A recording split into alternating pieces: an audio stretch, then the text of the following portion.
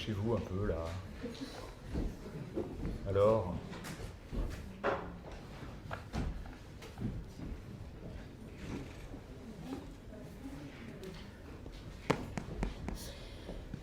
Voilà, donc on va vous parler de 1-2-1-2, qui est une comédie à 3 personnages, qu'on joue depuis le 11 septembre jusqu'au 1er décembre.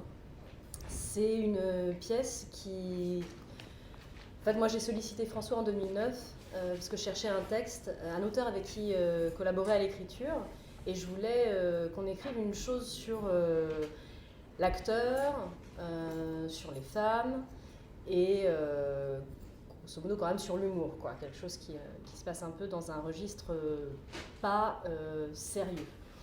Et du coup, par hasard, j'ai assisté à une lecture que François a fait à Théâtre Ouvert d'un de ses livres qui s'appelle Fin de l'Histoire, sur la sortie de Captivité de Florence Aubenas, la conférence qu'elle a donnée. Et voilà, il y avait un certain nombre de choses que je cherchais, notamment une rythmique et un humour très serré, un art du contemporain, enfin, et ce portrait de femme que je trouve assez incroyable.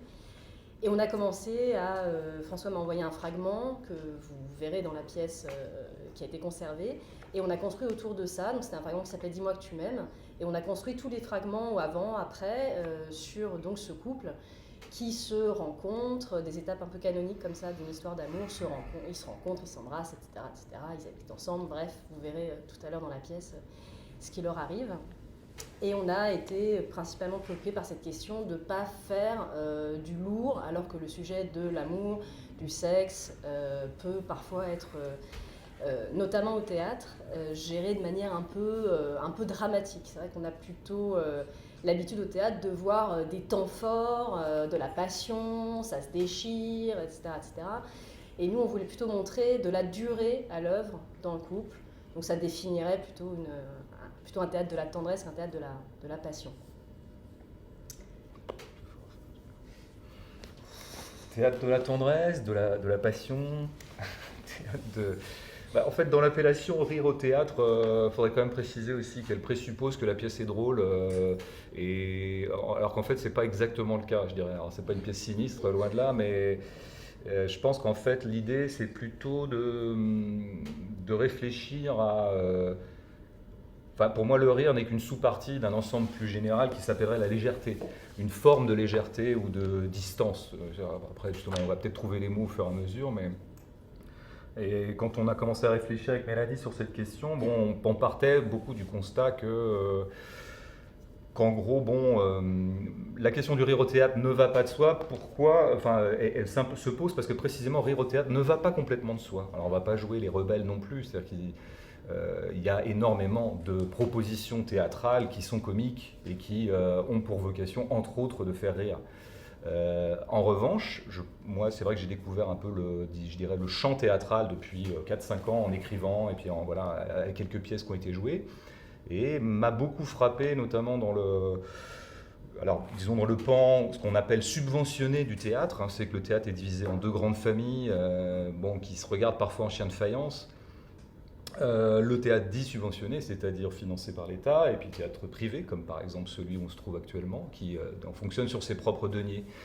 Et alors, disons, dans le théâtre subventionné, qui est considéré un peu comme ce qui incarne une certaine grande idée du théâtre à une époque donnée, et qui s'inscrit dans une continuité très française d'accompagnement étatique du théâtre, ce qui est une spécificité qui nous est propre.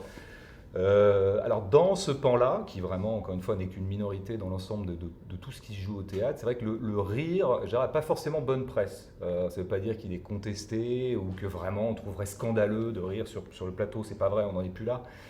Mais disons que on ne peut pas dire que c'est une orientation assez rare finalement dans ce qui est proposé dans ce champ-là du théâtre.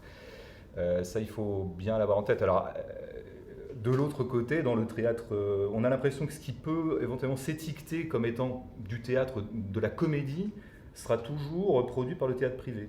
Si vous regardez un programme, disons un Pariscope, regardez tout ce qui est proposé à un moment donné à Paris, vous verrez que les quelques pièces qui revendiquent l'étiquette de comédie sont souvent issues du théâtre privé, avec, disons, peut-être que la version radicale et peut-être un peu discutable de cet aspect-là, c'est ce qu'on appelle le boulevard, qui est quand même globalement un théâtre méprisé dans le champ que je décrivais Voilà. Alors après, c'est vrai que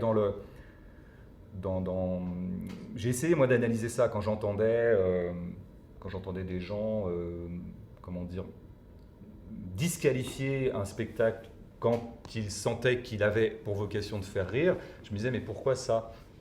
Et je pense que ça vient d'une idée qui est par ailleurs pas très contestable, hein, enfin, qui est respectable en tant que telle. C'est cette fameuse haute idée que peuvent avoir certaines personnes du théâtre comme quelque chose qui serait de l'ordre de la cérémonie. Je ne l'invente pas, hein, il suffit d'entendre pas mal de gens de théâtre s'exprimer sur leur travail. Très très vite des métaphores sur le théâtre comme rituel, le théâtre comme le lieu théâtre comme une autre forme de temple, disons un temple laïque, une église laïque si c'est possible. C'est des choses qu'on peut entendre, que je n'invente pas, et dans la bouche de gens absolument éminents et respectables. Donc il y a comme ça une espèce de principe de sérieux qui est quand même attaché au théâtre. Hein. C'est à ce théâtre-là en tout cas. On ne peut pas dire que dans le IN d'Avignon, on se fend la gueule tous les ans. Et je dis ça sans malice, hein, c'est pas, encore une fois, ça ne disqualifie pas les spectacles. Donc c'est dans ce champ-là que nous, on intervient, enfin que moi j'interviens quand j'écris la pièce, et puis après quand Mélanie en reprend le flambeau. Alors bien sûr qu'il y a des choses qui s'appellent comédie dans le théâtre subventionné à la Comédie Française, mais c'est justement des choses qui appartiennent au patrimoine, au répertoire comme on dit. Bon, ben, Molière fait de la comédie et il est joué au français. Mais oui, mais précisément, on a l'impression que l'étiquette comédie, elle gagne sa légitimité avec le temps. Et que là, ça peut rentrer dans ce théâtre-là à partir du moment où il y a le sceau du temps qui a été apposé sur la pièce.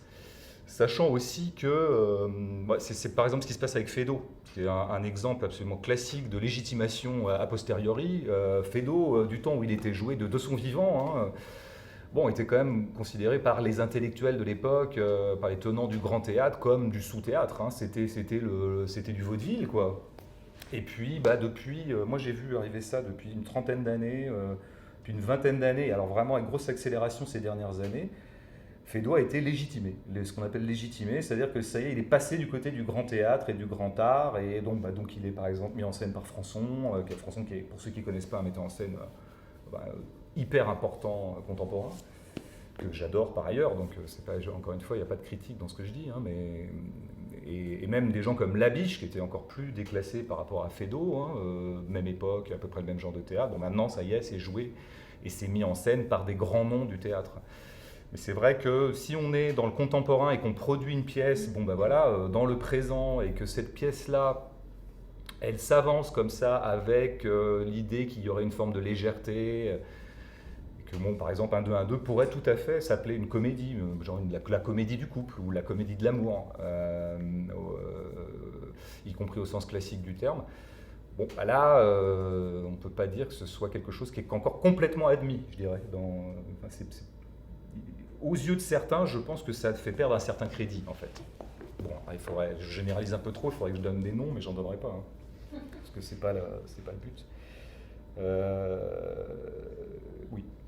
Du coup, c'est vrai que face à cette légèreté de ton que nous, on va revendiquer en écrivant une telle comédie, moi, ce qui me frappe quand un metteur en scène comme Françon, par exemple, réinvestit du Feydeau, c'est que ça vaut jamais en soi, le rire vaut jamais en soi, mais il est là pour parler soit d'un point de vue sociétal, sur qu'est-ce que c'est Feydeau à ce moment-là, soit sur qu'est-ce que ça nous dit à nous, contemporains.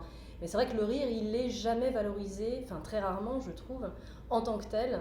Et la légèreté de ton comme ça est toujours, il y a toujours un soupçon sur elle. Donc nous, à la fois dans l'écriture, et puis ensuite on y viendra en dernière partie, dans la manière dont on a abordé le rôle, la mise en scène, etc. On a cherché cet équilibre-là, qu'on appelle dans la pièce lourd-léger, mais qui est effectivement très concret.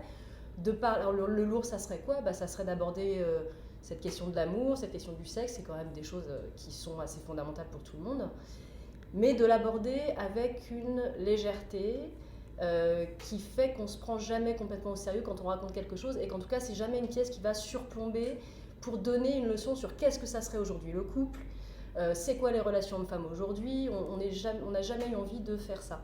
On a plutôt eu envie d'aborder des situations de couple et de les traverser avec une légèreté qui permettait à ces situations de durer pour jamais aboutir soit à la rupture, à des actes définitifs, quoi. C'est vraiment une pièce sur la durée du bonheur amoureux.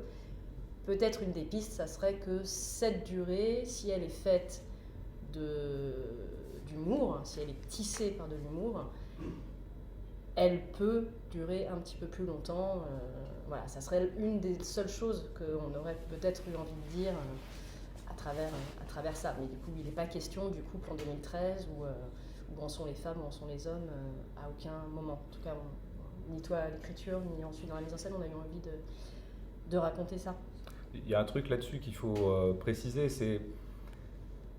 Je pense qu'en fait, c'est peut-être le mélange qui peut paraître parfois un peu incongru. Mélanie vient de parler du lourd léger. Pour ceux qui n'auraient pas vu la pièce, c'est une expression qui est prononcée dans la pièce. Il faut jouer sur le lourd léger, y compris quand on a des choses lourdes à se dire, enfin quand c'est du lourd, quand on aborde un sujet un peu lourd, genre est-ce qu'on s'aime, est-ce qu'on va se quitter par exemple, ne pas se départir d'une forme de légèreté, ce qui est une crête assez compliquée à trouver, à la fois en écriture et surtout dans la vie. Le mélange, pourtant, ça c'est assez frappant parce que c'était, je ne veux pas faire un petit peu de cours de théâtre, hein, ce dont je n'aurais pas les moyens, mais de fait, très scolairement, on peut dire que c'était vraiment la revendication du théâtre romantique. Hein. C'est ce qu'on appelle la bataille d'Hernani, quand ils se sont étripés en 1830. Hernani, pièce de Victor Hugo, bataille d'Hernani, c'est-à-dire qu'on est dans le théâtre et on se tape dessus parce qu'on n'est pas du même courant. La revendication du théâtre romantique, c'était de revenir à Shakespeare. Shakespeare, c'est-à-dire mélange des genres. C'est-à-dire dans une pièce de Shakespeare, dans un certain nombre de pièces de Shakespeare, avec des nuances d'une pièce à l'autre, il y a du mélange. C'est-à-dire qu'on sait très bien qu'un des trucs super chez Shakespeare, c'est que quand il fait de la tragédie, vous pouvez être sûr que la scène d'après, il y a le bouffon qui intervient, un personnage récurrent dans ses pièces, qui va donner justement un contrepoint comique ou absurde ou grotesque à une matière narrative, une matière existentielle. Oui, tout le monde s'étripe, voilà, on sait que c'est particulièrement sanglant, Shakespeare, souvent. Après, il a fait des choses qui s'appellent spécifiquement comédie, mais qui elles-mêmes ne sont pas sans drame. Donc il y avait comme ça une revendication de mélange, et on peut dire que dans le théâtre officiel ou dans le grand théâtre depuis 100 ans, ce mélange-là, on ne le voit pas beaucoup. C'est-à-dire qu'il y a quand même des pièces qui sont à orientation atmosphérique assez univoque, quoi. Alors je ne parle pas des tragédies, où là vraiment la tragédie... Parce qu'encore une fois, je pense que ce sérieux, et c'est ce que tu disais, toi tu prenais le sérieux par le sujet, hein, c'est-à-dire dire des choses universelles, ça c'est quelque chose qui est très attaché au théâtre. Tout à l'heure je parlais du rituel, je disais que beaucoup tiennent au fait à ce qu'une représentation de théâtre soit une espèce de communion, hein, de rite, où il s'y passe quelque chose qui est en exception de ce qui se passe ordinairement dans la vie, parce que c'est un lieu protégé, et c'est vrai que le lieu s'y prête, hein, on est dans le noir, en tout cas le public est dans le noir, c'est confiné, c'est clos, donc il y a tout un tas de caractéristiques comme ça qui sont très proches de celles de la cérémonie religieuse. Or, une cérémonie religieuse ne souffre pas de contrepoint comique. Si vraiment vous voulez qu'il se passe quelque chose de l'ordre d'une expérience mystique ou profonde, il ne faut pas qu'il y ait un moment, un glissement comique, sinon c'est raté. Encore une fois, dans la vie comme au théâtre. Donc c'est vraiment ce mélange qui me paraît finalement assez rare dans ce qu'on peut voir au théâtre, notamment encore une fois dans le théâtre le plus visible ou le plus légitimé par le goût actuel. Et c'est vrai que pour en venir même à la rigueur, je parlais de Feydeau et Molière, donc comme vraiment des pièces du répertoire, des auteurs du répertoire qui sont plutôt attachés à la comédie et qui sont maintenant totalement légitimés comme étant du grand théâtre et du grand art. Bon, est-ce que vraiment on se marre devant Molière? C'est pas vrai, c'est faux. Je crois qu'en fait je me marre pas. Je trouve ça stupéfiant d'intelligence, de rapidité, de subversion. Ouais, je pourrais en faire des caisses, mais non, je me marre pas devant Molière. Et je pense que quand vous allez dans une salle et qu'un Molière est joué et qu'il y a des gens qui s'esclaffent, il y a quand même un doute sur leur rire. C'est-à-dire que là, on n'est pas loin de ce qu'on pourrait appeler le rire distinctif. Le rire distinctif étant, bon, en fait, ça me fait pas physiquement marrer, simplement j'ai envie de produire du rire comme un discours que je tiens aux gens qui sont autour de moi, parce qu'au théâtre, on n'est pas tout seul. Et peut-être un discours aussi que je tiens aux comédiens, mais ça on y reviendra, ah là là, mais Molière, qu'est-ce que c'est drôle. Enfin, l'équivalent en cinéma, moi ça me frappait beaucoup quand j'allais voir des comédies classiques américaines. Bon, non, les comédies classiques américaines, j'en suis très fan, mais je peux pas dire que c'est celle qui m'arrache le plus de rire. Et vous allez dans le 6e arrondissement voir un Lubitsch, c'est exceptionnel, enfin, il faut faire ça une fois dans sa vie. C'est-à-dire que tout le monde se marre non-stop pendant 1 heure et demie. C'est ce qui est complètement artificiel. C'est très distinctif, très bourgeois pour le coup. Donc même ce qui s'appelle comédie, je dirais, dans ce théâtre-là, ne travaille pas réellement sur le rire, sur quelque chose qui aurait plus à voir alors avec une forme de spectacle vivant qui est quand même assez déclassée, je dirais, dans le milieu que je décrivais tout à l'heure, qui est le one-man show. Le stand-up. Je me souviens avoir... une fois, j'avais rendez-vous avec une metteur en scène qui allait travailler sur un de mes textes et je lui avais donné rendez-vous dans un café à côté de l'Olympia parce que j'allais voir Gad Elmaleh après. Et elle arrive et elle me dit pourquoi tu m'as donné rendez-vous là? Je lui dis parce que je vais voir Gad Elmaleh à l'Olympia après. Et là, elle était morte de rire parce qu'évidemment, c'était pas vrai, ça pouvait pas être vrai que j'allais voir Gad Elmaleh. Donc elle découvrait que j'étais fan des one-man shows, par exemple. J'étais fan des comiques, tout ça, que ça m'intéressait beaucoup et que je trouvais que c'était une forme très noble.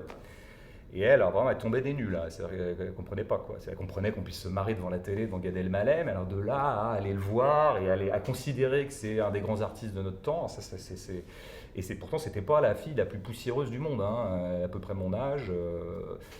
Donc c'est un des éléments qui m'a fait comprendre que décidément, le rire en soi, c'est quand même pas... c'est pas si évident. C'est cette notion de divertissement, quoi. Moi, j'entends souvent ça. Ah oui, non, mais ça, c'est du divertissement. C'est ok, très bien. On rigole, mais voilà, c'est pas finalement très sérieux, ça nous concerne pas. Moi, ce qui m'a beaucoup frappé, parce que j'ai été assistante à la mise en scène sur la première pièce qui a été montée de François, qui s'appelait Le Problème. Et ça a été, c'était une aventure assez étonnante parce que la série parisienne, on a eu 6 semaines au Théâtre du Rond-Point, donc un théâtre subventionné, un théâtre dans lequel il y a du texte, voilà, des metteurs en scène vraiment importants, du théâtre subventionné. Et ensuite, on a enchaîné avec 6 semaines au Théâtre Marigny. Alors là, pour le coup, évidemment, c'est deux publics très différents. Ceux qui vont au Marigny, alors que c'est la rue en face, ne vont pas au Théâtre du Rond-Point, et l'inverse est vrai. Et les rires étaient effectivement pas les mêmes, pas aux mêmes endroits. Après, il y a une mécanique qui avait été mise en place, on aura l'occasion d'en reparler sur Par ailleurs, un c'était une pièce qui était quand même très rarement drôle, faut préciser. Enfin, moi, je la trouve vraiment... D'abord, j'aime pas cette pièce, je la trouve consternante, mais en plus, c'est vraiment pas drôle.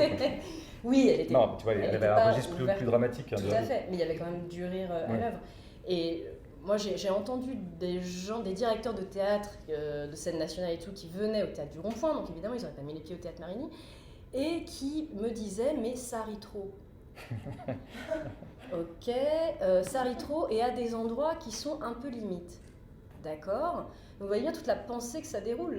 C'est-à-dire qu'il y a des choses dont il ne faudrait pas rire, donc il faudrait s'empêcher de rire parce que, je sais pas, c'est du rire bête. Alors est-ce qu'il y a des rires intelligents? Est-ce qu'il y a des rires bêtes, des rires entendus? C'est vrai que tous les soirs, nous aussi, on entend des rires un peu différents, même si on ne perçoit pas tout ce qui se passe. Et de voir aussi ce qu'une salle peut se permettre si elle est entraînée par quelqu'un qui rit, ce qu'elle ne se permet pas si personne commence à raccrocher le wagon.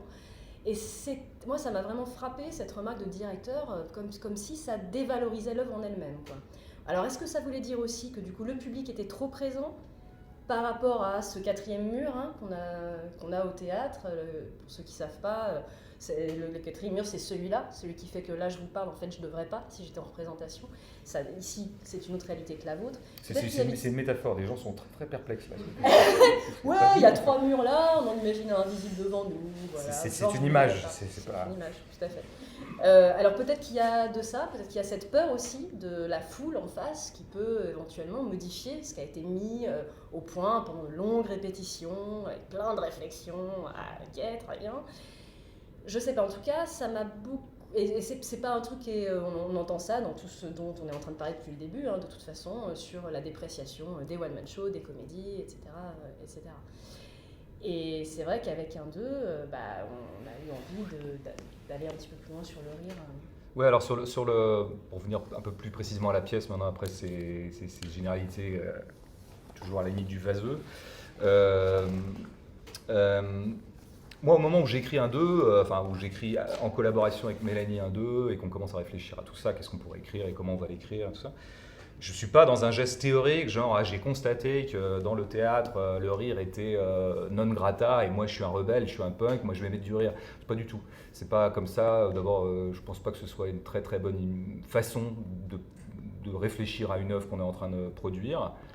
Je préfère réfléchir à l'intérieur d'elle-même et à qu'est-ce que moi j'ai envie de raconter, et puis comment j'ai envie de le faire, et pas se situer comme ça en porte-à-faux avec une soi-disant norme.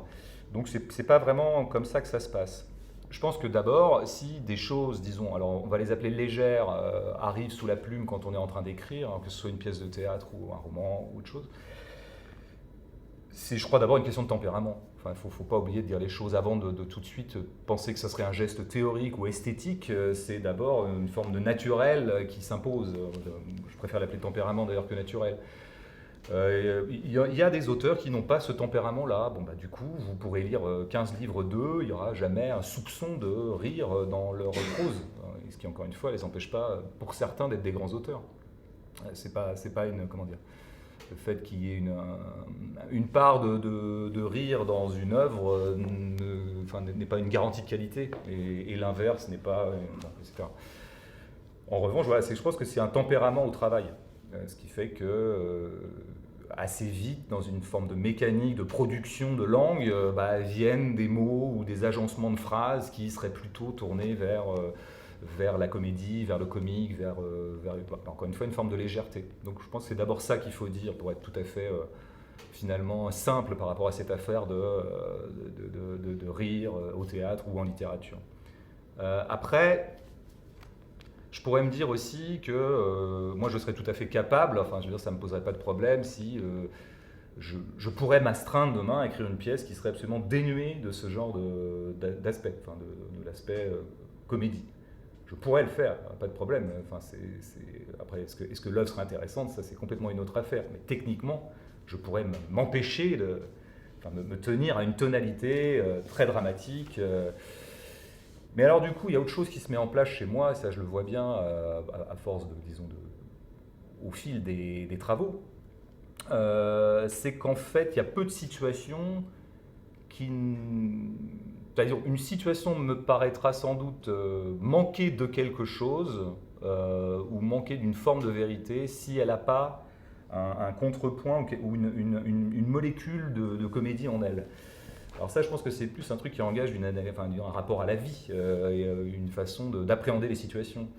D'une part, c'est vrai que le contrepoint comique, on sait bien que c'est quelque chose qui se déclenche chez certains, donc mais je pense qu'on est très nombreux dans ce cas-là, dans des situations d'embarras, dans des situations de gêne, et il se trouve que par exemple, même dans des situations extrêmement dramatiques ou voire douloureuses, quelque chose peut s'enclencher comme un contrepoison comique. C'est des choses que tout le monde a constatées dans sa vie. Bon, moi je fais partie de ces gens qui fonctionnent un peu comme ça. Donc il est assez naturel qu'après, quand je me mets à écrire, y compris une situation dramatique, ce qui était le cas du problème, la situation elle était a priori, le problème, donc cette première pièce dont parlait Mélanie, la situation était a priori très dramatique, puisqu'elle est même considérée ou répertoriée comme une des 3 ou 4 situations dramatiques lambda. C'est une femme qui quitte son mari. Bon, donc crise familiale, et là on est vraiment, j'aurais pu écrire une pièce qui soit totalement dénuée d'humour. Mais alors assez spontanément me venaient quand même des répliques ou des torsions, disons, de langue qui allaient plutôt vers la légèreté.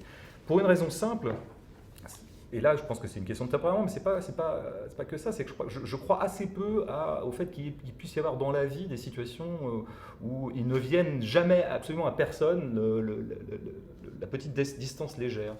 Donc il me paraissait finalement assez juste que même au moment où des enfants, un fils, une fille et un papa, une maman sont en train de faire une espèce de conseil familial pour statuer sur cette crise qui est que maman va partir, ça ne me paraît pas du tout erroné et biaisé que de considérer que quand même en 1 heure ou 1h10, il y en a bien un moment qui va peut-être faire un bon mot, il y a peut-être un autre qui va ironiser sur la situation. Ouais, c'est comme ça que ça se passe dans la vie en fait. Il est quand même assez rare qu'on soit totalement absorbé par la charge dramatique d'une situation.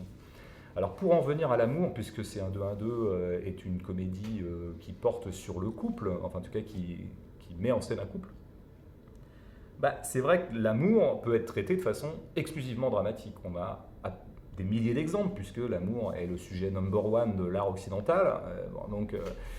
Et on aura tous en tête des exemples de films ou de pièces ou de livres, dont on peut aimer d'ailleurs la plupart, qui traitent de façon exclusivement dramatique l'amour. Pour une raison simple, c'est que souvent ce qui va attirer l'attention de l'art dans, disons, dans la situation amoureuse, c'est les moments de crise.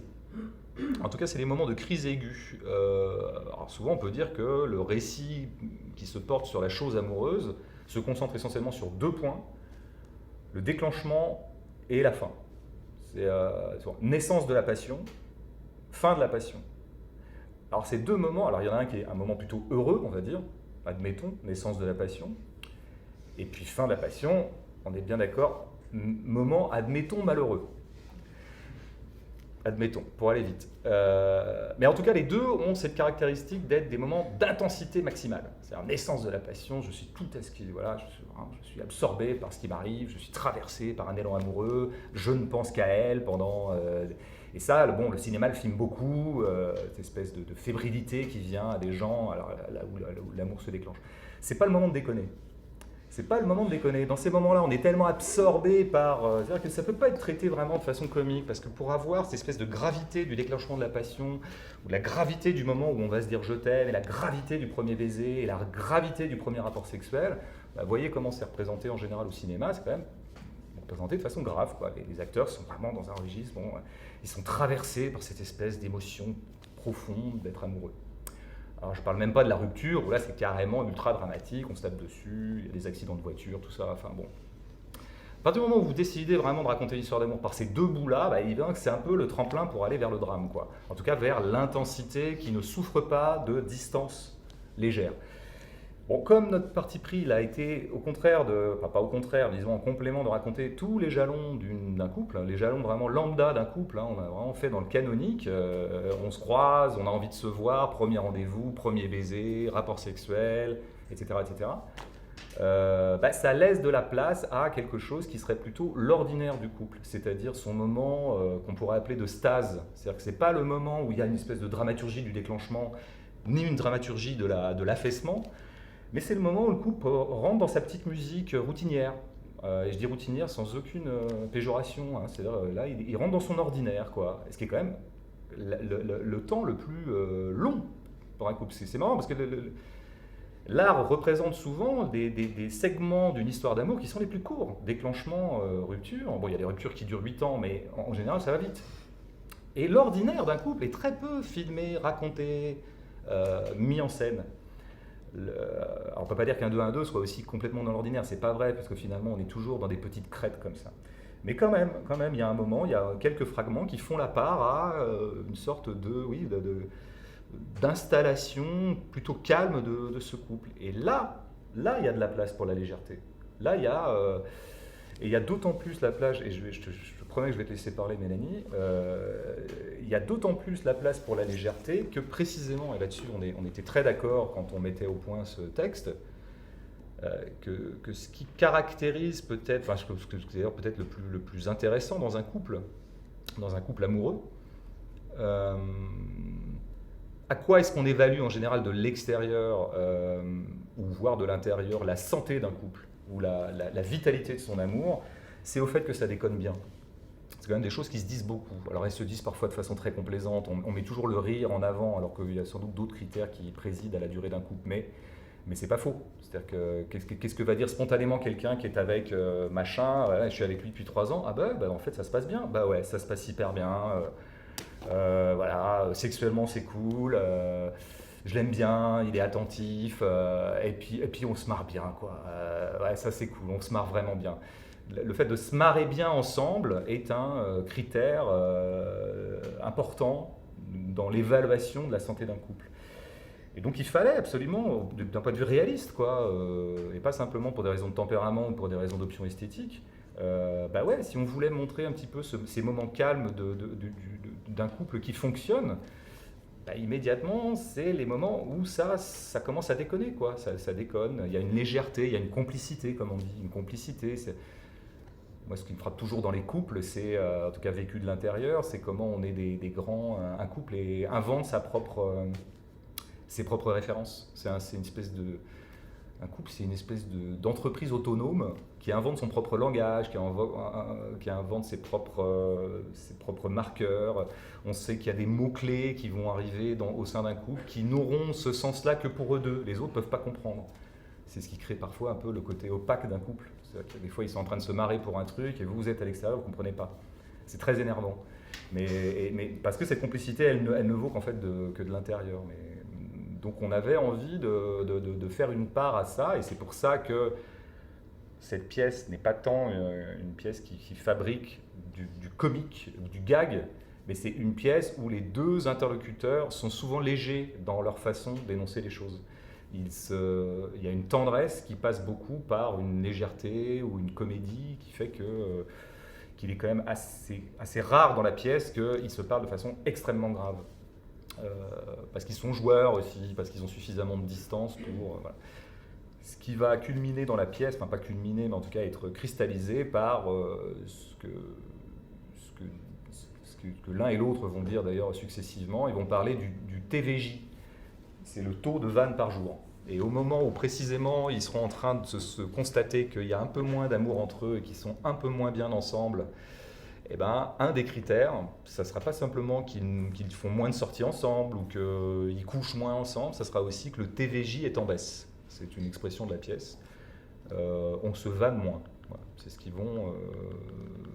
voilà. C'est par ce cheminement, j'ai été un peu long, mais c'est par ce cheminement que la pièce en arrive à être une pièce qui fait une part à la légèreté. C'est par le cheminement de l'examen réaliste de ce que c'est que véritablement un couple.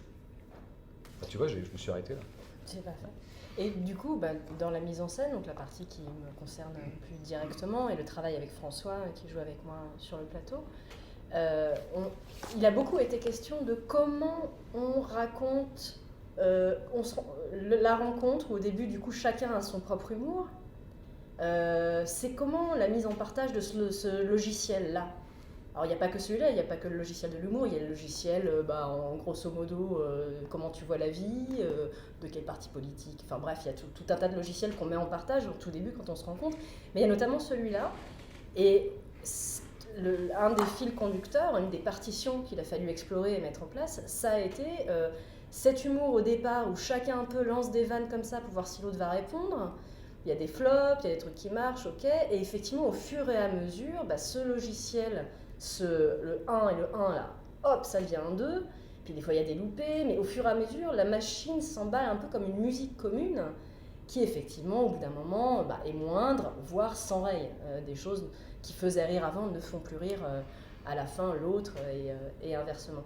Et du coup, il a fallu aussi dans le travail, dans la direction d'acteur, et ça a été une grande mission de Isa, qui est ma collaboratrice ici, qui constamment nous tient les chevaux là-dessus. Comment on fait pour être plus ou moins drôle au fur et à mesure de la pièce, l'un vis-à-vis de l'autre, pour se faire rire vraiment l'un l'autre dans la phase de séduction, et puis un petit peu moins.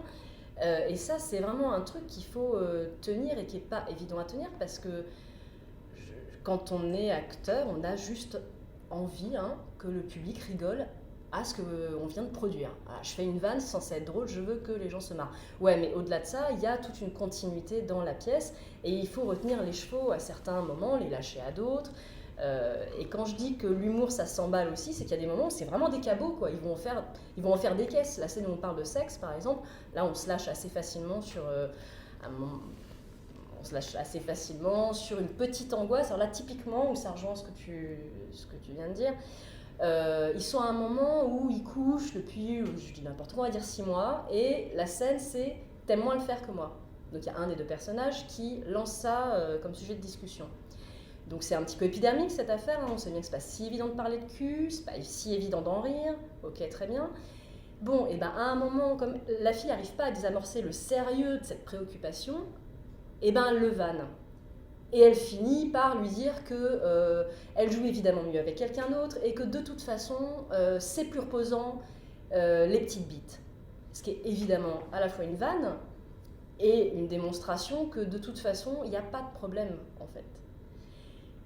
Et du coup, c'est vrai qu'ils ont cette facilité comme ça à échanger ensemble, à créer de l'humour, ça permet au bout d'un moment de faire sur des choses même qui sont pas si évidentes, avec un coup d'un soir ou quelqu'un qui aurait une angoisse vraiment fondamentale sur cette question-là. Et c'est vrai que c'est une des scènes qui suscite le plus de rire de ce que nous on peut percevoir là, comme aussi quelque chose, je sais pas, qui serait serait agréable un petit peu pour tout le monde, qu'on puisse désamorcer un petit peu toutes ces angoisses sur le sexe. Et voilà, et ensuite il a fallu déconstruire la partition du rire commun pour arriver à la fin que je ne vous dévoile pas, qui n'est pas en fait une bad end, hein, j'ai l'air de dire ça, mais en fait c'est pas exactement ça. Et du coup il a fallu travailler sur cette rythmique que c'est le rire tout au long de la mise en scène, quoi. J'ajoute juste un petit truc sur la... On se demandait un jour avec Mélanie, méfiant cette histoire de vanne, parce qu'on dit vanne entre nous, mais il faudrait peut-être définir c'est quoi la vanne en fait. Parce qu'il y a plusieurs mots qui sont assez utilisés de façon assez interchangeable. Le gag, la vanne, le bon mot, la plaisanterie, la punchline aussi, la ligne qui tape, quoi. Il y a plein de choses comme ça. C'est évident que j'espère bien que je peux aimer les gags. Hein. J'ai pas de réticence, j'ai pas de condescendance vis-à-vis de l'histoire du gag. Mais il n'y a pas de gag dans un 2-1-2. Il n'y a pas de gag. Le gag, c'est quelque chose qui est vraiment orchestré par l'écriture pour produire un moment. Le comédien produit quelque chose, ou les comédiens produisent ensemble quelque chose, une situation ou une phrase, ou plein d'autres choses, un geste. Voilà, je tombe, c'est un gag, enfin il y a un truc, c'est pas prévu, et c'est vraiment fait pour faire rire, c'est fabriqué pour faire rire les spectateurs, qu'ils soient de cinéma ou de théâtre.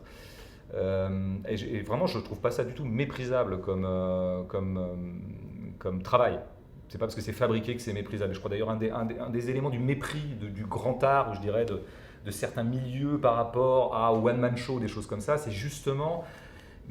Et effectivement, on pourrait questionner ça, mais il y a a priori l'idée que c'est quoi cette espèce de fabrique à rire, quoi. Il y a une espèce de rapport un peu mécanique au spectateur qui est assez troublant, je pense, pour des gens qui viendraient vraiment d'écoles de théâtre ou des choses comme ça.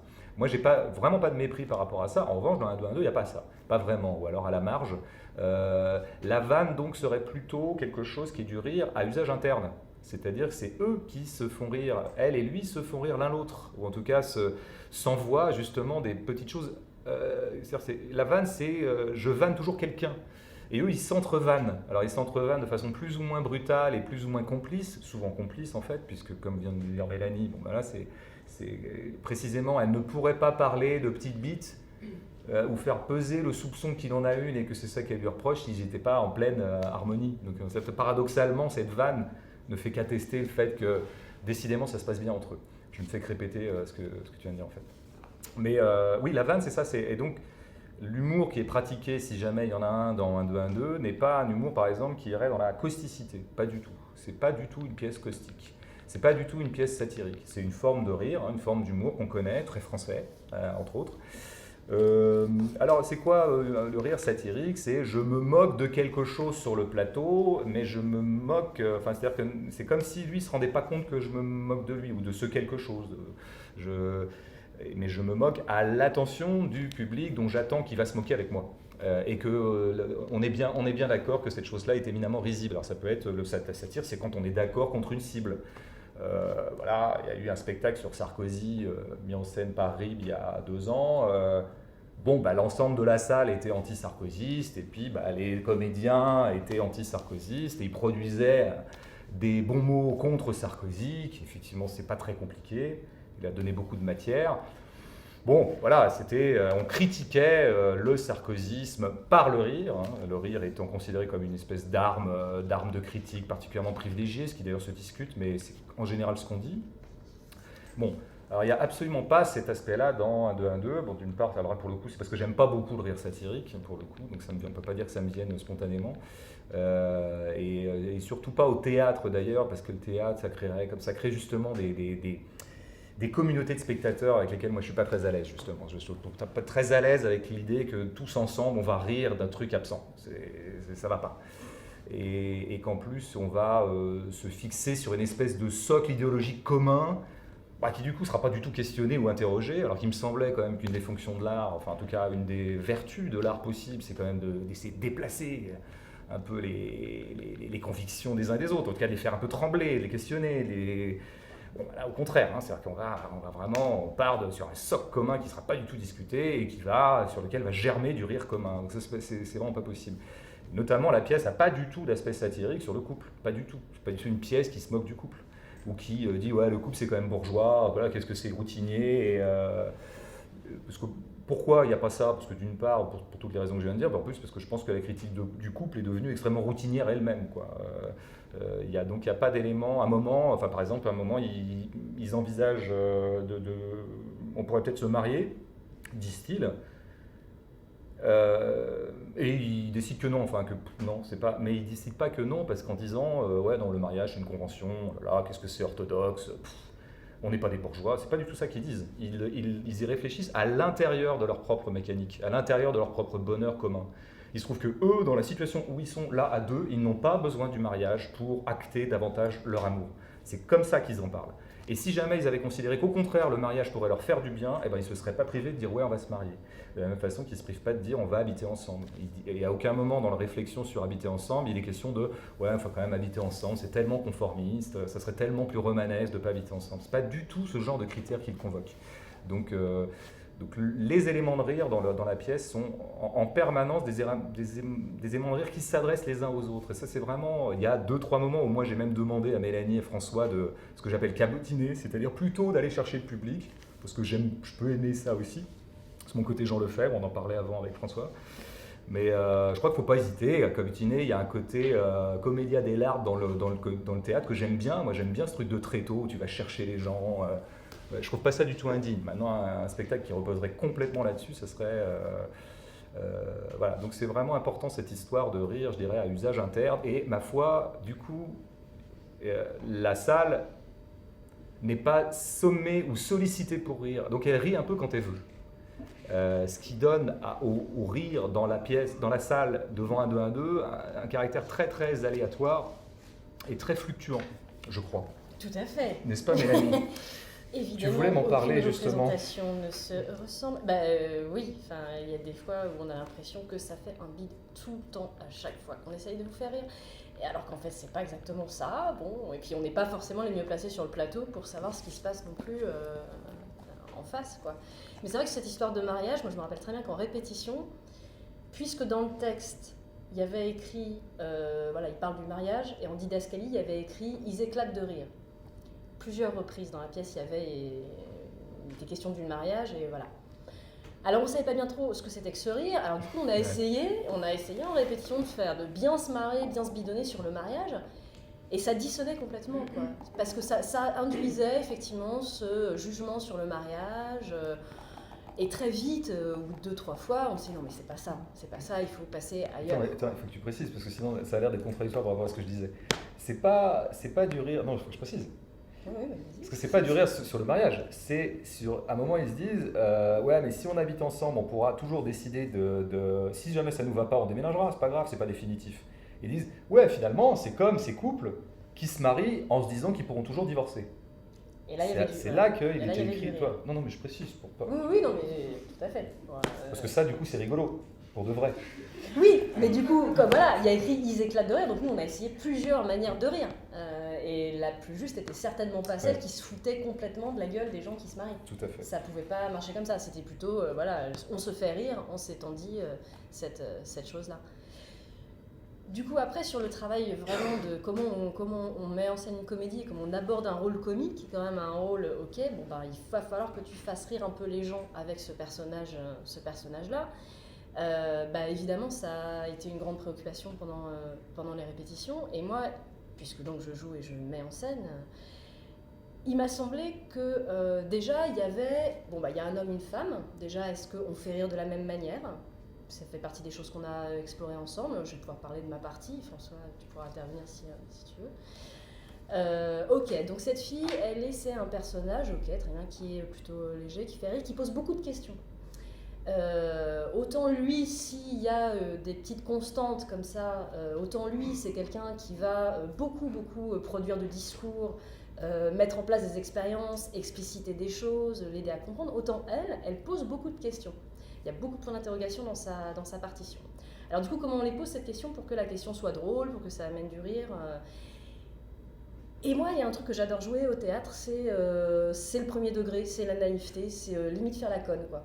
Du coup, je me suis très vite rendu compte que mon plaisir à moi était de vraiment poser une question avec un vrai point d'interrogation, et qu'il se trouve que quand je le fais vraiment au premier degré, la plupart du temps, parce que c'est pas non plus, c'est pas une science exacte, ça produit du rire. Et comme par ailleurs, je suis assez fan de comédie et notamment d'actrices comiques, je me suis bien rendu compte qu'il y avait cette constante-là quand même de personnages féminins qui jouaient un peu à la conne, qui pouvaient être drôles comme ça. Et notamment, quand on va regarder du côté de Marilyn Monroe, c'est quand même d'ailleurs, tu as écrit un très beau texte là-dessus, c'est quand même une espèce c'est vrai, absolument. Très beau clown texte. bandant, cette fille. Parce elle a cette espèce les yeux écarquillés, là, si on faisait la caricature de Marilyn, c'est quand même des yeux qui s'ouvrent comme ça, une voix très aiguë, très suave, une espèce de petit enfant quoi, qui pose des questions sur tout. Donc effectivement, quelque chose d'un petit peu con comme ça. Mais d'ailleurs, elle surjoue la conne. C'est-à-dire que les yeux écarquillés, la blondeur en plus, sachant qu'au départ, elle est quand même pas blonde, elle est roux foncé. Ok, donc on y va dans la caricature de la conne, le cul bien en avant. Quand même, dans certains lame shows, la première fois qu'on la voit, c'est entre deux jets de vapeur de locomotive, avec le cul qui gigote comme ça. Et d'ailleurs, la ligne, c'est cette espèce de gelée qui avance, on compare son cul à une gelée, quoi. Donc elle est grotesque tout de suite. Et elle va tirer un petit peu ce personnage-là, quand même, de film en film, c'est pas un petit peu, c'est complètement, de conne, mais pas si conne que ça, puisque dans Les Hommes... Non, c'est pas Les Hommes préfèrent les blondes, c'est... Là, je parlais des Hommes préfèrent les blondes, et celui d'après, je confonds toujours. C'est Comment épouser un milliardaire. Où là, donc son truc, où les femmes... Avant, tu parlais de certains lame shows, la gelée, c'est certains Ouais, lame la shows, gelée, non c'est certains lame shows, Ouais. et quand elle se fait un milliardaire, là, où elle adore les diamants... C'est préfère blondes, ouais, c'est... les hommes préfèrent les blondes.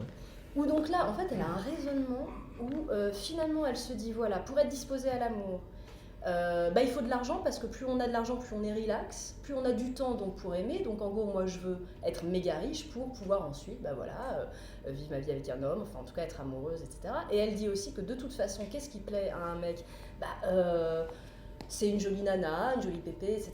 Donc pour autant jouer à ça finalement, comme ça elle obtiendra ce qu'elle veut. Et c'est quelque chose de très pragmatique. Finalement, c'est ça que je veux, c'est ça qu'il faut pour l'obtenir, donc je le fais. Est-ce que ça, c'est pas une preuve d'intelligence ? Moi, je pense que oui. Enfin, en tout cas, elle a vraiment dans ce film-là une scène où elle explicite ça à sa copine, la brune Jane Russell, qui, alors elle, pour le coup, elle est tankée, athlétique, des seins comme ça, un peu l'intello du groupe. Elle joue deux danseuses de musical. Et elle est sciée devant ça en disant mais ça m'étonnera toujours l'intelligence que tu as à l'œuvre, alors qu'en fait la plupart du temps on suppose que pas du tout, quoi. Et moi ça me fascine assez quand même ces personnages qui surjouent le cliché de la nana et qui s'en sortent toujours parce qu'en fait elles sont plus fines que ça. Parce que si elles arrivent à en jouer, si elles arrivent à jouer un rôle, c'est bien qu'elles ont maîtrisé tous les aspects de la question et qu'elles peuvent ensuite avoir des clés dans la vie pour se démerder avec ça. Du coup, ce personnage de elle dans 1, 2, 1, 2, c'est vrai qu'il y a des moments où j'adore faire un peu l'idiote. Et on a déployé ça dans une scène notamment où elle veut absolument qu'on lui dise, elle veut que lui dise « je t'aime », il veut pas. Et elle va aller jusqu'au bout de la bêtise pour réussir à obtenir son truc, quoi. Et lui, il s'enfonce dans un raisonnement, vraiment, il n'y arrive pas et elle comprendra pas. Et du coup, on a quand même des lignes conductrices de personnages où c'est plutôt dans l'aigu, plutôt dans la question, plutôt dans l'écoute. Et de toute façon, je trouve ça toujours, même quand je vais voir des films, ça me plaît beaucoup de voir un acteur qui réfléchit à l'écran, qui essaye de comprendre quelque chose. Je trouve que c'est une des choses les plus simples, mais l'intelligence à l'œuvre comme ça par rapport à une situation, je trouve ça toujours très touchant de voir ça chez un acteur. Il y a un truc, justement, je pense que parce que statistiquement, je veux dire, si on voyait tous les moments qui seraient un peu des nœuds de rire possibles dans la pièce, finalement, le protocole que tu viens de décrire, à savoir le rire par la niaiserie ou par une fausse niaiserie, faut voir qu'il est quand même assez minoritaire, je pense, dans ta partition. Parce que le reste du temps, on a affaire, pas minoritaire, j'ai pas fait de stats, mais sur le reste du temps, on a quand même affaire pour le meilleur et pour le pire, d'ailleurs, parce que je pense que c'est aussi l'élément d'aimer ou pas cette pièce, c'est de supporter que pendant 1h30, on ait deux personnes qui, en face de nous, réfléchissent à deux. Parce que c'est beaucoup ça, quand même. Ils vivent les choses et en même temps, ils les réfléchissent. Et cette double épaisseur, elle peut parfois être mise, incriminée en quelque sorte par rapport à la pièce, pour dire finalement, on aimerait bien qu'il soit totalement dans la situation. et qui ne la réfléchissent pas. Mais le postulat de la pièce était que justement un couple, et je disais tout à l'heure une machine à vannes, mais c'est aussi une machine à penser, quoi. Je pense qu'un couple ça pense à deux beaucoup. Ça pense séparément, mais ça pense à deux beaucoup. Et donc le matériau d'un 2 à 2 est beaucoup fait de ça. Et je crois que beaucoup la légèreté de l'écriture et du jeu vient beaucoup de ça, parce que c'est très très vite quand même quand on se met à produire une parole, je dirais, réflexive, où on active son esprit, où on cérébralise un peu l'amour en l'occurrence, enfin en tout cas ce qu'on est en train de vivre. C'est assez, enfin, il y a un mot commun qui est pas anodin, c'est quand on dit dans la vie faire de l'esprit. Hein. Ah, il a fait de l'esprit, ça veut dire qu'il a fait des bons mots, c'est-à-dire qu'il a fait des plaisanteries un peu, il a fait des. Et je crois qu'ils sont constamment sur une crête entre activer son esprit, c'est-à-dire réfléchir, et faire de l'esprit. Et ça vient, alors moi en tout cas dans l'écriture, c'est évident qu'il y a une porosité totale entre ces deux modalités-là. C'est-à-dire que pour moi, dès que je me mets à écrire des choses qui sont plutôt réflexives, ils sont quand même une grande partie de ce que j'écris, assez vite, je vais me mettre à faire de l'esprit. C'est-à-dire que mon esprit se met à glisser, voilà, ça continue à penser, ça continue à réfléchir, mais ça s'agence de façon un peu plus comique. Et je crois que c'est vraiment ça, il me semble que c'est ça, la ligne de légèreté de la pièce, elle vient beaucoup de ça. Elle vient beaucoup du fait que quand même, on te voit effectivement souvent faire semblant de faire la conne pour faire semblant de ne pas comprendre pour mieux comprendre, ou peut-être aussi pour le pousser lui-même dans ses contradictions. Mais on vous voit tous les deux aussi beaucoup, je dirais, réfléchir au premier degré, être dans et entre le moment où je réfléchis au premier degré en interrogeant le vrai, le faux, l'amour, la sincérité, le je t'aime comme une instance performative, c'est-à-dire ça fabrique ce que je dis au moment où je le dis. Donc c'est quand même une réflexion, je ne dirais pas dire de haute tenue, mais enfin on pourrait dire que c'est de la petite philosophie comme ça, de la petite philosophie en live. Et à tout moment, vous pouvez tomber sur une vanne, enfin en tout cas sur quelque chose qui serait un pli un peu plus comique. Et je crois que c'est vraiment perçu, c'est pour ça que tu t'interrogeais, enfin on s'interrogeait, mais visiblement vous demandez beaucoup avec François, mais pourquoi ça rit des fois là, il y a des soirs où ça rit beaucoup, des soirs où ça rit pas.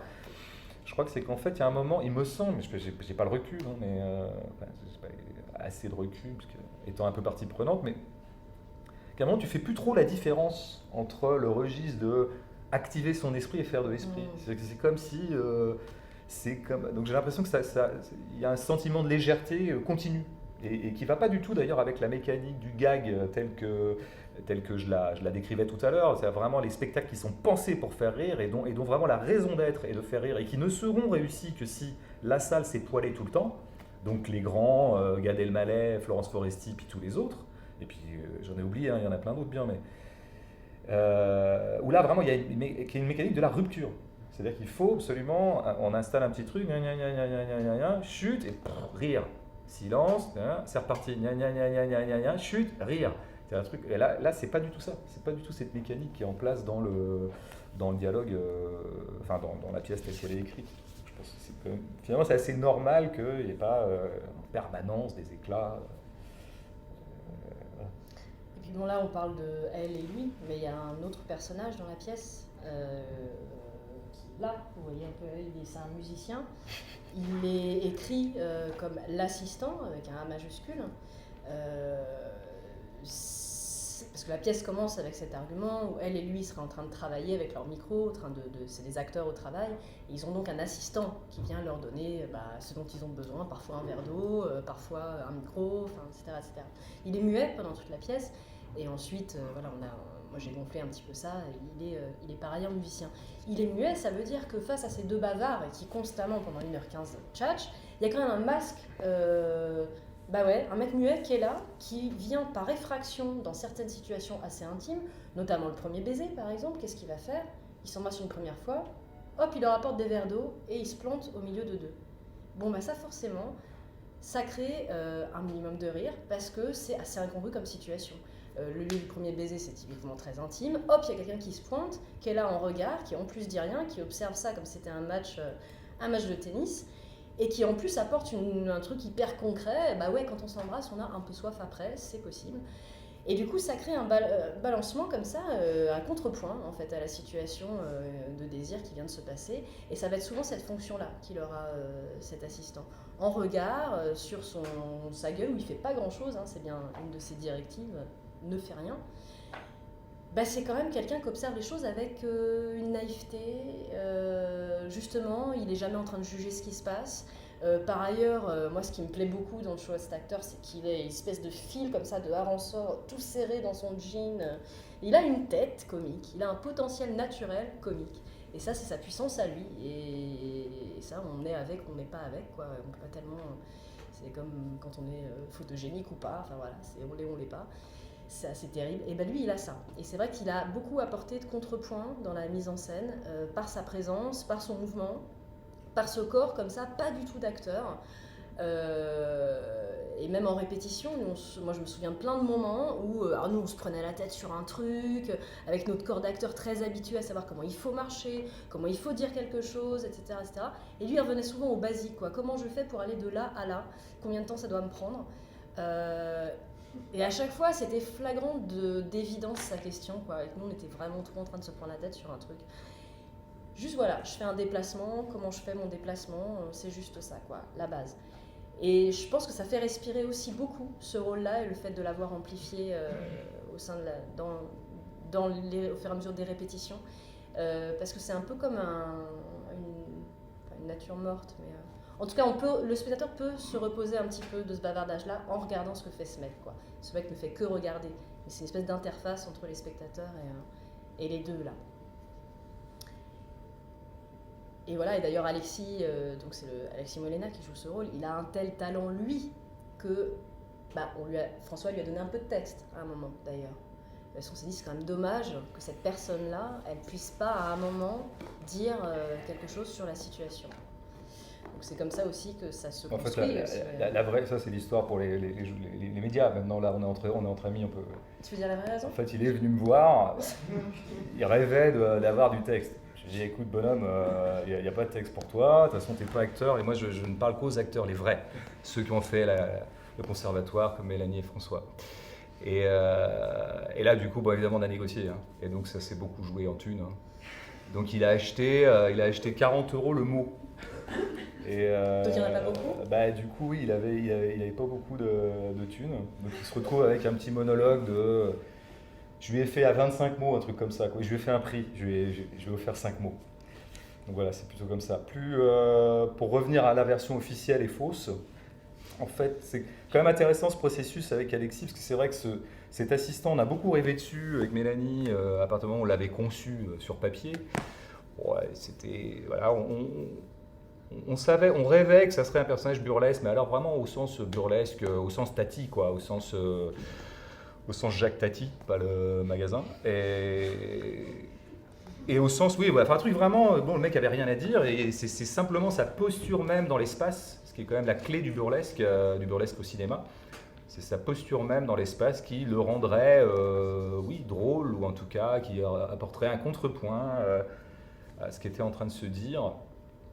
Bon, en même temps, dans mon esprit, c'était pas très concret ce rôle, quoi, et là, il se trouve que par un concours de circonstances, Mélanie a rencontré Alexis et donc lui a proposé, surtout en qualité de guitariste d'ailleurs au début, et c'est quand même essentiellement ça qu'il fait d'ailleurs pendant la pièce, c'est quand même d'abord en tant que guitariste et compositeur qu'il a été sollicité, et là-dessus il a bien fait le travail.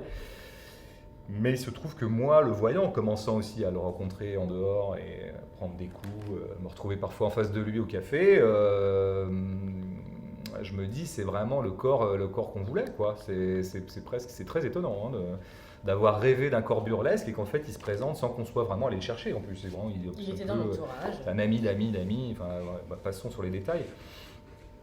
Et moi, c'est vraiment en l'écoutant parler au café que j'ai eu envie de lui donner un texte, quoi. Enfin, j'ai eu envie qu'on l'entende un peu parler parce que il fait partie de ces acteurs, appelons-le acteur, parce qu'il est factuellement acteur tous les soirs ici, même si c'est pas son métier, mais bon, finalement la frontière est assez discutable. Il fait partie de ces gens, en tout cas, qui se produisent devant une caméra ou sur un plateau, dont on dit qu'ils sont une nature. Tu sais, cette expression qui m'a toujours un peu laissé perplexe. Mais là, je comprends mieux, quoi. Je comprends ces gens qui sont... Alors, on les voit surtout au cinéma, ceux-là, parce que précisément, au cinéma, il n'y a pas besoin de technique, forcément. Au théâtre, il y a quand même une base technique qui est là, qui fait le tri un peu, hein, qui fait que les natures, on ne les retrouve pas beaucoup sur le plateau, quoi. Bon, le cinéma, au contraire, est assez doué pour aller chercher des natures et les foutre devant la caméra et leur faire des trucs.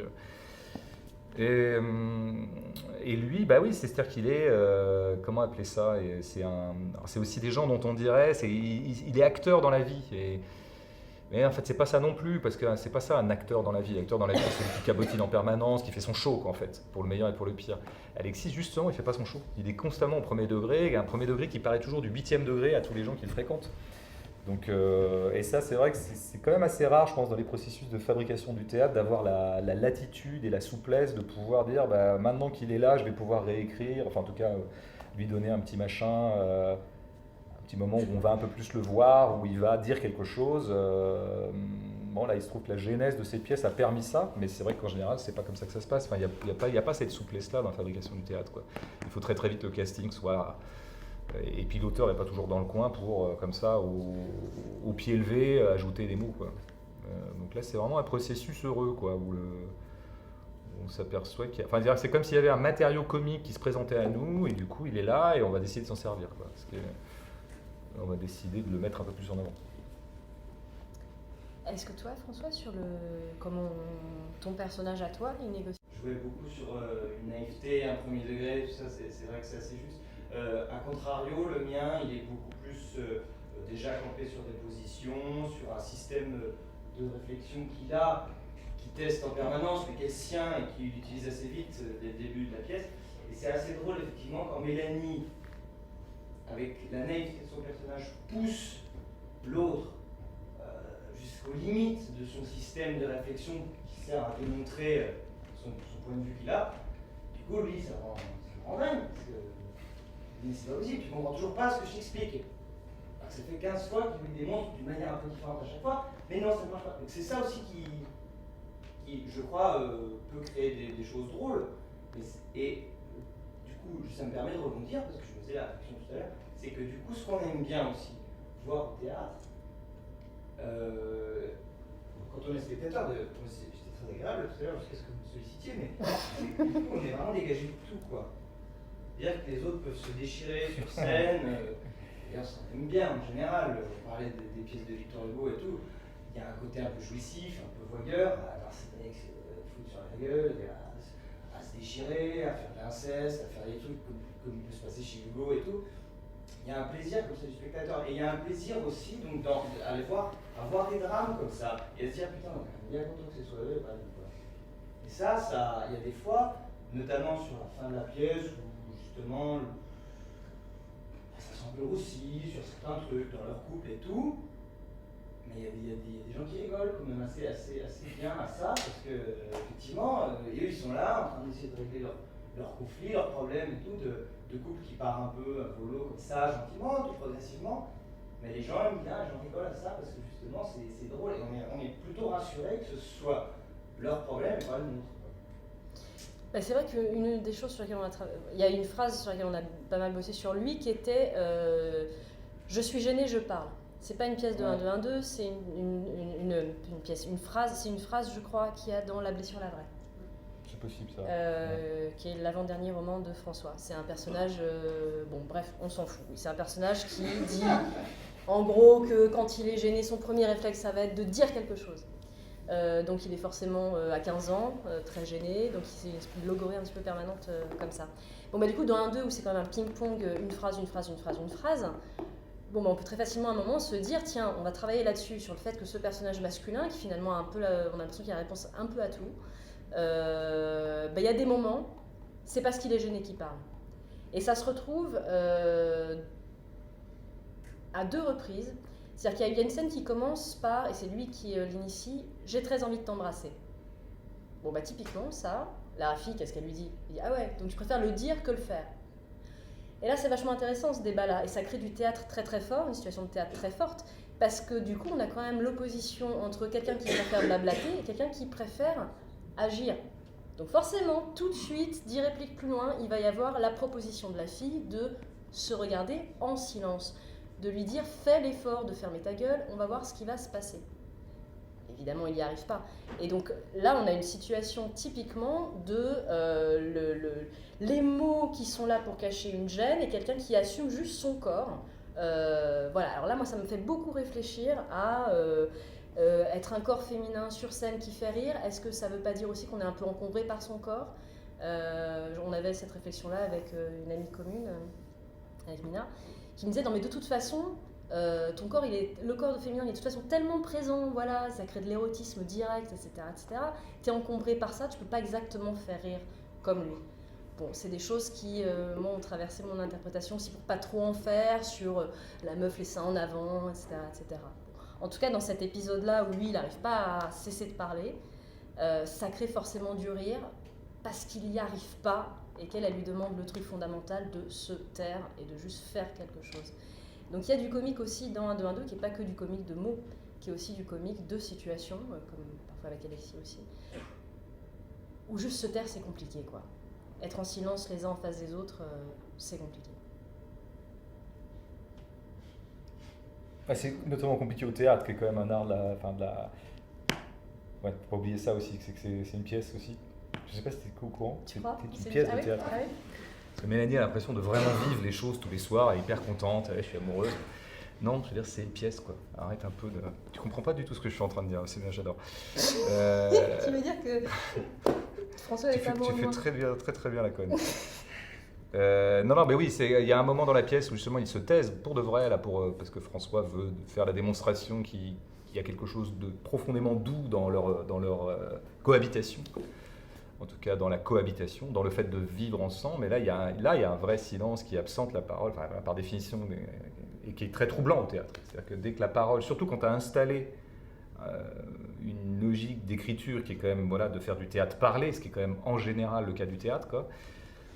Donc on peut pas, je crois que c'est aussi, je pense que la nervosité du personnage, lui, au moment où tu lui demandes de se taire, vient à la fois de tout ce que tu as dit, qui est vraiment tout à fait, je suis gêné, je parle, l'incapacité au silence, parce que le silence c'est sérieux aussi, voilà. Le silence c'est du pur, alors là c'est sérieux le silence, c'est compliqué d'être, et en plus c'est pas clair, c'est ce qu'il dit lui en faisant son malin. On dit toujours un silence éloquent, mais on ne dit jamais de quoi il parle. Mais je ne sais pas l'auteur qui a écrit ça, mais je trouve ça vachement intéressant. Ce qui est chiant avec les silences, c'est bien ça moi j'adore le silence comme tout le monde, et j'aime beaucoup le silence dans les œuvres d'art et au cinéma. Le problème c'est que les silences qui sont produits au théâtre ou au cinéma sont des silences extrêmement pas silencieux. C'est des silences chargés de plein de choses, quoi, et surtout pas de rire. Les silences de cinéma et de théâtre sont des silences chargés de profondeur, de gravité, de tout un tas de choses, quoi. C'est-à-dire qu'ils ne sont pas du tout silencieux, c'est bien ça leur problème. Donc c'est pour ça que lui préfère quand même continuer à parler, plutôt que parce qu'on ne sait jamais, ça se trouve, dans ce silence, on n'interprète pas ce silence de la même façon. Donc pour dissiper le malentendu, il faut parler. Mais c'est aussi beaucoup parce qu'on est au théâtre, quoi. Les gens qui disent que la pièce est bavarde, on a envie de leur dire... Regardez un match de handball, quoi. C'est vrai qu'il y a un peu moins de mots, quoi. L'un n'empêchant pas l'autre. Mais je pense que ce que tu dis après sur le corps de la femme, c'est très vrai. Sur le corps d'une actrice qui est beaucoup plus explicitement sexué, en tout cas dans les représentations majoritaires, qu'un corps masculin. Hein. Je crois que c'est vrai que ça opère encore cette affaire-là. Je dis bien en général. Et que donc à ce titre-là, dans la mesure où un corps serait... disons qu'un corps serait... d'autant moins saisissable comme un corps comique à partir du moment où on le saisit comme un corps sexuel. Ce qui est un peu le problème donc la question du potentiel comique des femmes dans la vie comme à la ville comme à la scène. Bon, il faut quand même voir que cette chose-là a beaucoup, tu le sais aussi bien que moi. Hein. Les choses ont quand même ont évolué, sensiblement depuis une décennie, 2 décennies, 3 décennies. Depuis Florence Foresti, j'imagine qu'elle est Beyoncé. Par exemple, c'est un des jalons majeurs de cette évolution, mais je pense que ça fait quand même longtemps, même moi ça me frappe toujours dans la programmation au théâtre de tout ce qui se fait à Paris. Si tu regardes vraiment l'ensemble des petits trucs qui se font, même dans les petits trucs combien tu as de spectacles où c'est 3 nanas qui ont écrit entre elles, qui mettent en scène, et il y a écrit que c'est on se marre bien sur. Enfin, ouais, c'est des spectacles, c'est des comédies. Elles se présentent comme des comédies, alors qu'ils vont avoir parfois une intention satirique ou une intention d'autodérision sur où est-ce qu'on en est, nous les nanas, les atermoiements de la femme contemporaine, etc. Mais enfin, je veux dire, voilà, il y a un truc, il y a un mouvement un mouvement de fond dont je crois profite un 2-1-2 aussi, ce qui fait que je pense que pour le spectateur, oui, tu as raison, il y a une dissymétrie des corps, en tout cas de la perception des corps, c'est vrai. Il y a une sexuation de la perception des corps, quoi, pour le dire. Ce qui ne veut pas dire que François ne soit pas sexiste. Je m'empresse de le préciser. C'est vrai que dès même pour un corps d'homme, qui est à la base, enfin, je veux dire, souvent on travestit des garçons en filles et tout de suite ils deviennent hyper sexués. Vous voyez ce que je veux dire? Oui, bah, d'un seul coup, il y a déjà un potentiel qui est déjà là, quoi. Un garçon, c'est plus là, c'est admis, le rêve torse nu, ce sera pas. Mais pour pousser le truc, parfois, on se sert du travestissement ou d'un élément de costume qui poussera un peu plus le corps masculin vers une sexualité plus claire, plus explicite, qu'elle soit de l'ordre du travail ou pas, mais en tout cas quelque chose de plus. Alors qu'une fille, c'est déjà. Est-ce qu'on a le temps? Je sais pas du tout quelle heure il est là. Pour une bière, oui, ça c'est sûr. Moi j'ai toujours 7h moins 5. 7h moins 5. Ok. Il paraît que ça une pièce à 7h30. Vous avez quelques questions? Bah oui. Si, moi je voudrais vous poser une question. Il y a quelque chose que je trouve très déroutant, c'est l'idée que le rire pourrait être consensuel. C'est-à-dire qu'en fait, quand on écrit, je suppose, une pièce ou avec des ressorts comiques, on s'attend plus ou moins, peut-être, à ce que les gens rient à certains moments. Or, moi, je ne ris pas du tout au théâtre. Et je ris beaucoup dans la vie, assez peu au théâtre. Et je me rends compte que les choses qui me font rire au théâtre, souvent ne font pas rire les autres. Et je suis extrêmement gênée par ça. J'ai eu d'ailleurs une mésaventure au théâtre où j'ai ri comme une espèce de folle, alors je n'avais pas ri du tout depuis le début, j'ai ri à une situation, et j'étais la seule du théâtre à rire. Il faut dire que c'était Britannicus quand même, donc souvenez-vous. Les acteurs se sont arrêtés de jouer, Non. regarder, Ah ouais. Non. et se sont marrés. Alors que Ils se sont marrés, ouais. eux-mêmes ne riaient pas, c'était pas quelque chose qui les faisait rire entre eux. Et alors après, quand je vous entends, je me dis effectivement, il faudrait qu'il y ait on ait des balises. Non, bah non. Pour savoir. Ou alors, comment on fait? Bah comment on fait? Comment le spectateur fait? Non, le spectateur. Bah il fait comme il est complètement Le libre. spectateur, et alors, quand on écrit, c'est extrêmement complexe parce que tout le monde ne rit pas des mêmes choses. Ouais, mais tant mieux, tant mieux. C'est-à-dire que justement, tout à l'heure, je disais que moi j'étais très client, et Mélanie aussi d'ailleurs, des one-man shows ou voilà, certains comiques contemporains ou moins contemporains. Il y a quand même quelque chose qui continue à me questionner, bien que je bouffe ce genre de truc allègrement. C'était la mécanique que je décrivais tout à l'heure. C'est vrai qu'elle pose problème, celle-là, parce qu'elle est quand même contre-indiquée par rapport à ce qu'est le rire dans la vie. Parce que c'est un peu totalitaire. C'est évidemment, il y a un truc un peu totalitaire. Moi, je me le disais même en voyant le dernier spectacle des Chiens de Navarre, c'est une troupe super comique. Enfin, c'est pas que comique ce qu'ils font, c'est tellement du théâtre total, mais il se trouve que on ressort épuisé de rire, quoi. Et c'est un problème. Et autant j'adore cette pièce, autant et c'est un problème effectivement. Surtout que dans la vie, ce qui est génial avec le rire, c'est qu'il arrive de façon impromptue. Et c'est que là où vraiment on n'attendait pas une vanne, il y en a une qui sort et elle va faire d'autant plus rire qu'elle était inattendue. Or effectivement, devant Florence Foresti, je parle vraiment d'une des plus grandes en activité, bah, c'est sûr que il y a cette mécanique à laquelle on se laisse prendre, très volontiers d'ailleurs, mais qui théoriquement continue à me poser problème, quoi. Et donc, en tout cas, moi j'ai pas du tout envie d'écrire de cette façon-là, et je trouve que c'est très... Je crois qu'il n'y a aucun moment de l'écriture de 1-2-1-2 qui est faite pour faire rire. C'est pas fait pour. Il y a un truc qui dure, je décris un petit peu, moi naturellement il me vient des virgules, des petites pastilles un peu plus légères qu'une tonalité plus grave. Mais c'est pas du tout orienté pour faire rire. Il y a des choses éventuellement qui, moi, me font marrer, mais dont je prétends pas du tout qu'elles fassent marrer les autres, quoi. Et c'est tant mieux, tant mieux. Et ce qui est intéressant, c'est que là, d'après ce que je comprends, je n'ai pas vu la pièce encore, pas encore, c'est que les acteurs rient entre eux, enfin, je veux dire, ils se vannent, c'est un spectacle auquel le public est extérieur. Voilà. Il est extérieur. Parfois très extérieur. Et il va Hein, très... lui, il va rire. Mais je pense... Peut-être pas toujours à la situation que eux-mêmes mettent les Ouais, ce qu'ils nous présentent. c'est factuellement ce qui se passe quand vous viendrez, vous verrez. Ouais. Enfin, il faudrait venir 2 fois pour évaluer à quel point c'est jamais au même endroit et que c'est pas toujours, il y en a 6 qui rient un soir là-dessus. Et bon. Et l'autre chose que je voulais à laquelle j'ai pensé, c'est que quand vous avez parlé du musicien, qui est l'assistant, ça m'a fait immédiatement penser à la pièce de Boris Vian, où il y a un personnage qui ne parle pas, le Spoons, c'est le sous-titre. Je me souviens plus. Non, c'est pas le Spoons. Si, c'est le Spoons.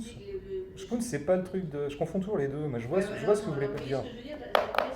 Le Spoons, c'est le truc de Pagnol, non? Ouais, alors vous, ça doit être le Schmurs, ouais, je veux dire. Ouais. Ah bah, c'est. Et donc, on m'a fait penser immédiatement à ça. Ouais, c'est vrai qu'il y a ça, ouais. Qui est justement muet et qui sert de support à plein de choses comme ça. Bah, je l'ai vu quand j'avais 17 ans, cette pièce. Donc peut-être qu'on tiendrait la vraie clé, le rosebud de l'écriture d'un 2-1-2.